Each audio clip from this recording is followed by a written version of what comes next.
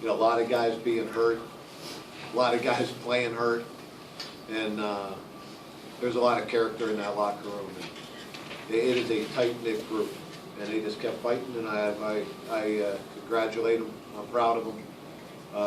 I congratulate Penn State. I thought it was a well-played football game. That was a good football game, and obviously happy we came out on top. Well, just Pat Smith, not only making them once but twice there at the end. Gibbons Price wanted to give him 2 shots at glory. So, you know that. You know, I mean, obviously that's a thrill for that young man. And you know, he came here kind of. It's not easy to do what he decided to do this year. Come in and compete, win a job, and I'm happy for him. What was the explanation you got on the Birch block? Said it was unnecessary. What do you think? You saw my reaction. You talk about how Ron stepped in today and came off. I thought Ron did some really good things out there. I think there was some tough conditions. It was windy. You know, and I thought Ron handled it well. He just provides great leadership. He has a confident air about him. Obviously he made some mistakes, but you know, obviously he came in and played well. You know, and did some good things. You know, Tommy on that tackle on the sideline, over on Penn State sideline, his ankle turned. He's been playing on a little bit of a gimpy ankle and been gutting it out, and just didn't feel like he could plant and go. We feel good about Ronnie. And in an emergency situation, I think Tommy could have come back in. He just wasn't going to be able to. Didn't feel comfortable putting pressure on him. So, what do you think Tommy's status is for next week? I know I think he'll make it. I think he'll make it for next week. But I mean, he's been, like I said, he's been playing on a gimpy ankle, so it's nothing new. Is it This has sprained? been weeks. Yeah. Sprained ankle? Yes. Can you guys plan on playing Ron today, or you know? Yeah. I mean, he's always available. Can you talk about Kenny Bell's kick return and the lift that gave you in the second half? It was big, you know. I mean, especially after, you know, we turned the football over a couple times. Obviously, you know, kind of gave them a short field. We were going in the first half, and obviously Kenny's, that helps you dig yourself out of a hole. And you know, he stepped up and made a play. And I thought Kenny played a good football game, but that was a big play. That was like that was pretty sweet. You know, when he got over the kicker, or whoever their safety was. I think it was their kicker. What is it about your team that they thrive in these dramatic, game-ending situations here? Yeah, I said they have a lot of character. So it looked like Abdullah was hobbled a little bit there in the third quarter. Is he Who? okay? Abdullah? Yeah, Amir's been playing on a bad ankle for weeks. So, you know, he just keeps finding a way. And you know, that's been going on for over a month now. At that 4th and goal, you guys were on the 1 yard line. Did you guys think about going for the touchdown there, or were you going to play it safe all the way in that situation when you kicked the field goal to tie it at 2020? It was a little bit longer than I wanted it to be. It was more than 4th and 1. It was more like 4th and 2. And I felt good about how we were playing, especially how we were playing on defense. And I didn't believe we needed to take an unnecessary risk like that. I thought, let's tie it and go from there. 3rd and long, you're on 1. Did you have to pause it all to sign off on the throw on that call? Yeah, I thought it was the right thing to do. And I wanted to take a shot right there. You know, otherwise, what else you going to do? You're going to sneak it or something like that. And I just decided, hey, we got 2 wideouts out there. Let's take a shot. That scenario of getting out of there and getting the field position turned around, I mean, how pivotal was that? That was huge. That was big, you know, because they would have had a really, really short field with a couple timeouts left. Yeah, that was a big play. It's about time we got a call. The short game week, do you guys keep the same practice schedule tomorrow? You guys going Monday off? No, we'll practice Monday. Go back to Pat Smith. You guys do drills where you like stop practice and have kind of situations like that where it's. We have 2-minute situations. We don't really practice the overtime situation. I mean, it is what it is. is, but we've talked through those things. But we've done probably more 2-minute work in last game, last kick type situations this year than we probably ever have since I've been here. How's Ron doing health-wise? He took a pretty good shot on that. He's fine. We never know he got hit. Maybe it'll knock some sense into him. You can tell him I said that too. Anything else for Coach? Games like this, so many wildly swinging emotions and plays. What journey did you take there in the fourth quarter as a coach, just watching your team kind of take charge and then kind of make mistakes, so on and so forth? It's a crazy profession, and it's you just keep coaching, keep playing. Like you say, it's a roller coaster of emotions. It always is. And, I'll be looking forward to getting some rest tonight. Cooper, tell you what happened to him on the play they scored to go 2017. It looked like he might have a name on the guy. He was right there. I don't know whether he thought he was almost out of bounds. I don't know. I haven't talked to Coach about that. But that's not really. Whether he got stiff-armed or I think he thought he was right on the verge. Didn't want to get thrown for a penalty. I think he thought he was either on the line or close to the line. It's kind of what these rules are kind of doing to you. It puts indecision in a guy's mind. I lost a football game in the NFL like that. Exactly like that, where we turned down a thing. It was a quarterback, it wasn't a tight end, but we lost a play. I got knocked out of the playoffs in the NFL like that.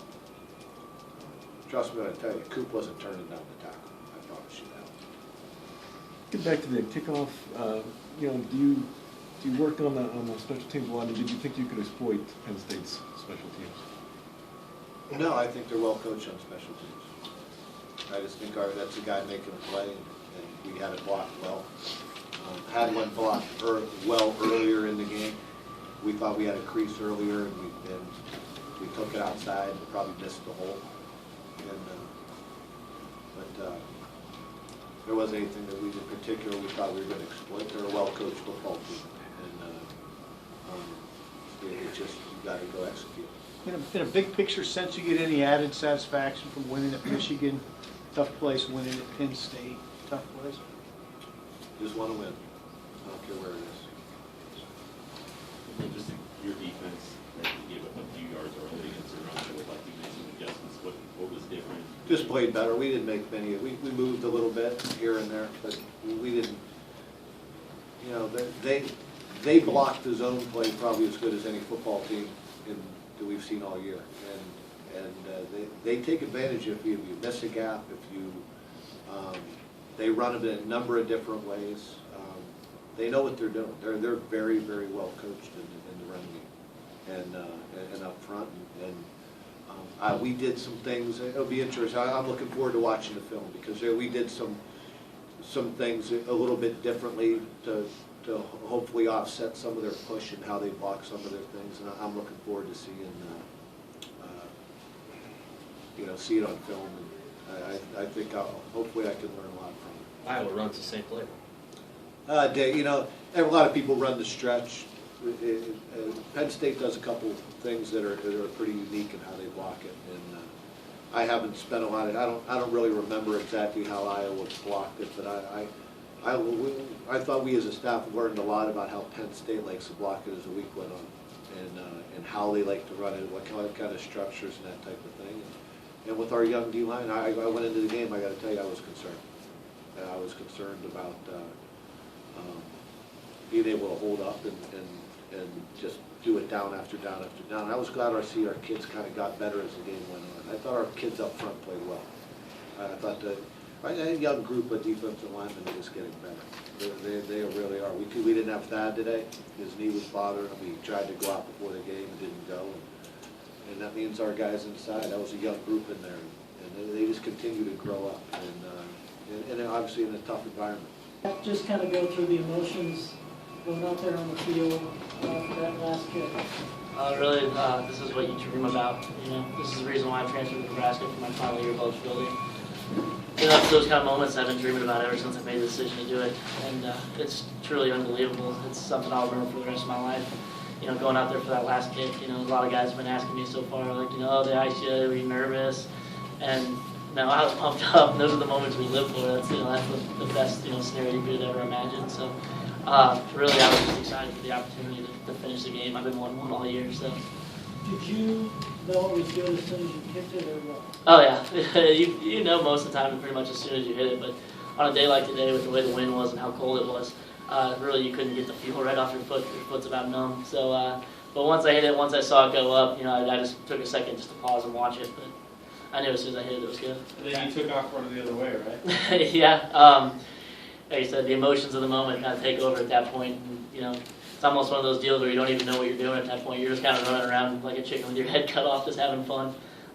In that moment, you can't even think. You're just enjoying it.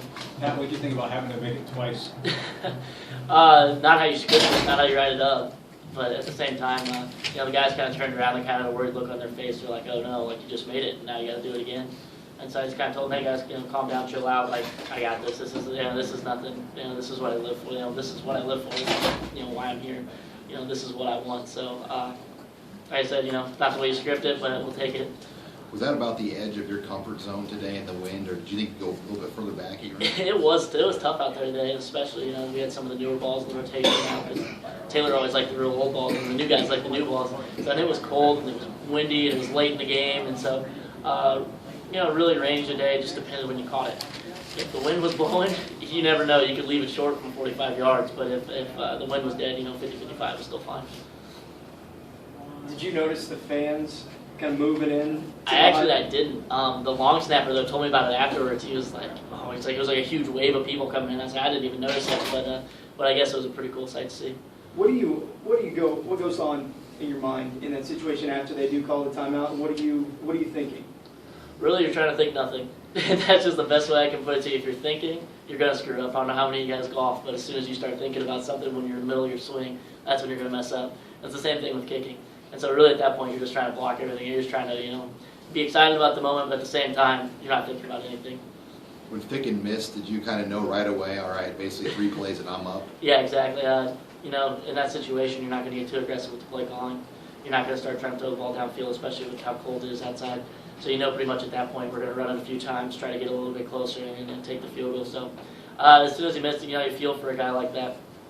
That's one thing that, it's not a position where, you're going up against a guy every time, so you're not, just out here wishing for the worst for that guy. Obviously in that situation, you want him to miss so your team can win, but at the same time, you feel for that guy because, like I said, it's a tough situation, it's a tough scenario, and I'm sure in his last home game, he didn't want to, the last home game of the year, he didn't want to miss that. So, heart goes out to that guy. He's a good kicker. So, but as soon as he missed it, I knew that it was going to be my, my chance to rise up and make it. After the penalty, were you saying to yourself, oh no, I hope a gust of wind doesn't come by now for a second and 10? What were you thinking? Were you thinking anything along those lines? Not really. Like I said, in that moment, you're excited about the opportunity. And if you let it creep into your mind for a second, oh no, I just made it. Now what if I miss it? You can't even let that thought come into your mind. You just got to try to stay as positive as you can. Because, like I said, you let those negative thoughts creep in, and that's when you get a mistake. And you also hit the game tying field goal there late in the fourth quarter. Can you talk us through that situation? It seemed like I think that was where Ron went down. And, there was that extra time there that got on maybe some of those crazy thoughts in your mind. The 22-yarder from the right hash was almost as hard as the game winner. You're at such an extreme angle on that kick. I was trying to rally the ref for a couple feet inside the hash. Ron had rolled over where he was kind of laying there for a second. I was like, oh yeah, the ball's inside of him, and he wasn't having it. Ron laid there for a second, so it kind of, throws you out of your rhythm a little bit. But like I said, that's another moment that is what the game's all about. How many game-winning kicks have you made in your life? I don't even think at this point I'd had any in college. I had my 3 years at Western, but at that point we didn't have any. A couple to put us up 10, but nothing like not a game winner. That really just brings me back to my senior year of high school. We won the conference championship in overtime on a game winner. It was a game-winning extra point, but at the same time, I'll count it the same way and ran down the middle of the field and met the students and everything. So that's really what it brought me back to. It just brought me back to the love of the game. That's why we play. So is this the game of your career then? Oh yeah, no doubt about it. If you'd have told me 5 years ago, that eventually I was gonna, my last away game, I was gonna hit a game winner at Happy Valley. I would have had no idea. My career's been up and down. I've been all over the place. I mean, I don't know, most of you guys probably don't even know that much about me. Starting in Missouri as a tryout walk-on freshman, and then end up at Western Illinois for 3 years, and then I come here for my senior year. If you would have told me at any point until now that's how, that would be my last away game, I wouldn't believe it.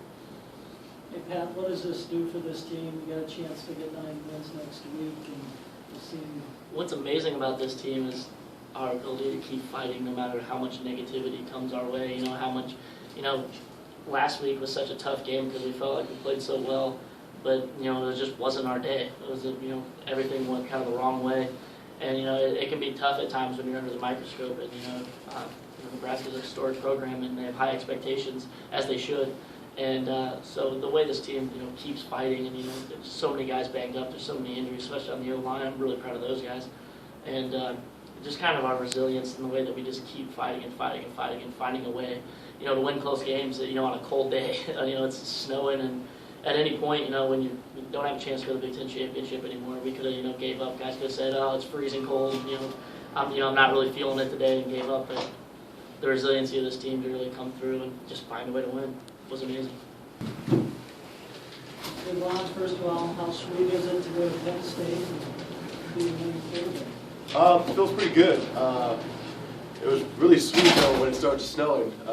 Felt like a real winter game. But we grinded out the entire game with the substitute offensive linemen that we had. They all played their butts off, and we were managed to get down the field. What was it like to watch that final kick attempt, being on the sideline? How much pressure is that, and what's going through your head as he's waiting to snap the ball? There's a lot of pressure, especially for the kicker in a situation like that, but he's proven himself this entire season, especially in fall camp, that he can make clutch kicks, and he proved that today. And we all had confidence and trust in Pat. That's the reason why he's here, and that's the reason why he's our kicker. So hats off to Pat and the wall for holding up and not letting Penn State get through for a block. Well, at the end, are you saying a prayer to yourself? You have No. What are you doing? I just watched the field goal. I don't think any prayer or any superstition is going to help him kick the football. You just have to have confidence and faith in his abilities, and he did it. After that touchdown to Quincy, I don't think, have you ever sprinted that fast? I sprinted after the Hail Mary pretty fast. Which one was better? I think this one, because we made a statement, especially for myself coming off the bench right away. We were able to lead a touchdown drive, and Quincy put on the afterburners after he caught the slant. I just wanted to set a tone for my first series and basically get everyone on my side to roll and get a victory today. And ended up working. Yeah, you went over and said something to Bo. You made him laugh. Do you remember what he said? I just told him keep giving me the ball. I was being a dork. I just wanted to lighten his mood up a little bit. He gets a little serious every now and then, but basically I just told him, hey, there's nothing to worry about. That we're going to keep rolling. The offense is, moving. They're liking the tempo, liking the calls that were made by Coach Beck, and I told him don't hesitate. Is there any doubt in your mind that you guys wouldn't fold up shop in these last 2 games? As a quarterback, you really don't want to have any doubt, especially show any emotions of defeat, because that carries on negative energy for the rest of the team. Basically, I just want to keep my head up the entire game, keep everyone up, especially the defense. Telling them to give me the ball like water boy. But you got to keep going forward, especially in a tough place like Penn State. There's a lot of people, a lot of crowd, loud noise. We just got to keep our focus and keep moving. What were your thoughts when you got that play call on that third down for the 1 yard line? What are you talking about? When the pass interference. When you knew you were going to Oh, throw the ball from your own yeah. side. I basically just try to throw it up high and short so Quincy would come back, to get the ball. Because in a situation like that, the DB is in a tough spot to make a play on the ball. But at first, I thought he caught it. 91, who was like 6'11", got in the way, so I couldn't see what happened. But it was a costly penalty for Penn State, and can't argue with it. Were you surprised that you got the chance to throw it in that situation? Yeah, I was actually. Being on our 1 yard line, I didn't know. I thought they were crazy. But the line, again, held up, gave me enough time to get back there, look at both sides, and just try to get a play downfield. Ron, when you saw the flag Mears touchdown get called back, what's going on? Yeah, what was the penalty? They said it was unnecessary. Sam Birch's hit. It was unnecessary. I thought it was a great run by Mir. The offensive lineman picked up the key blocks to get him through to get such a big gain of touchdown. But there's you can't keep your head down about it. We got to keep going. We ended up getting a field goal out of the series anyway. But it was a great effort, regardless if it was a penalty or not. It was a great effort by our wideouts. How satisfying is this for you personally? I know it's team goals, but Northwestern was one thing, but that was a Hail Mary or whatever. I mean, this truly was your.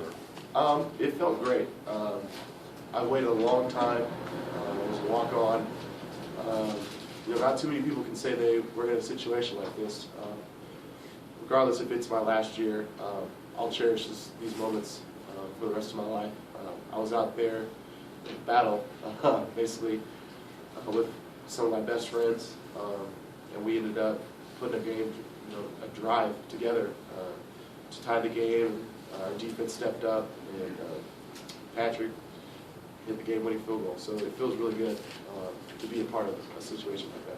Ron, is there anybody, did you think there was anyone like Amir on the field with that kind of low power and speed, especially speed? And I imagine you wanted to work him loose like you finally did. Did you try to set up that run in any way? Yeah, I tried to do as much as I could to get him to break into the second level. Why? Just because he's a game changer. Whether it's getting the ball to him on a check down or option or just a regular handoff play. Play fakes, and the way I react to get the defense to follow me. I'll do whatever it takes for him to get big rushing yards and get some touchdowns for him. What happened on that fumble that you had? Not that it's the one that they recovered and you're keeping your own territory. Oh, down. Are you talking about before I threw the deep fade? Or the one where I was trying to dive? The sack fumble. Oh, you're talking about the second quarter? Basically, it looked like cover one, and I was waiting for a couple of receivers to work their routes. I just held the ball for too long. In those moments, you talk about trying to bring positive energy. Is it tough to do when you find it? Because I know you probably feel like you let them down, but in that moment to just sort of pick yourself back up and be ready to go. Basically just talk to myself. It was something that I could have avoided, but it happened. I got to move on from it. You have to have a short memory playing the quarterback position, especially on the road. Wanted to stay upbeat. Coach Bo's yelling. I got to take that. But at the same time, I want everyone on the sideline to know that, hey, we are still moving and we're still going to keep rolling. I'll be the leader for whatever, whether we're getting beat by 40 or we're winning by 40. I want to keep the same mentality. Ron, you're going home to your last game at Memorial Stadium to get a 9th win. What's this mean now? It means the world. Just because I've spent 5 years of working my tail off for an opportunity like this, and now that it's finally came, I don't want it to go away. But I realize the circumstances. It's our last game at Memorial Stadium. Obviously, I want to put on a show. The whole team wants to put on a show. And we want to get a victory, get our 9th win, and get a good bowl game, and go down there and take care of business at the bowl game. There's going to be a lot of emotions, I'm sure, but it's something I'll just have to be prepared for coming in Friday or Thursday, and then try to take it all in on Friday and recuperate in the locker room and lead these guys to a victory.